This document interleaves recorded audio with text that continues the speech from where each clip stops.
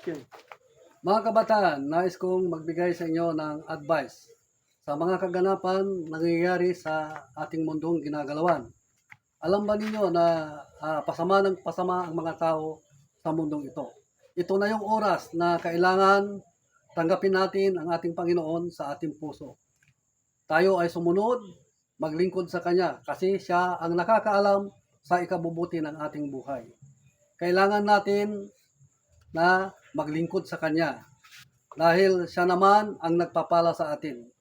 Diba mga kabataan? Kaya nais ko na maglingkod at sumunod tayo sa Kanya. Dumalo tayo sa mga gawain ng ating Panginoon kasi napakalapit lang ang ating panambahan. Matagal na kayong tinatawag ng Panginoon upang gamitin niya kayo sa Kanyang ubasan para maiwasan natin ang anuman mga bisyo o kasamaan sa mundong ito. Pag kay Kristo ka maglilingkod, buhay mo ay payapa, buhay mo ay may kagalakan at mararanasan mo ang masaganang pagpapala pagkasama mo si Kristo araw-araw sa iyong buhay.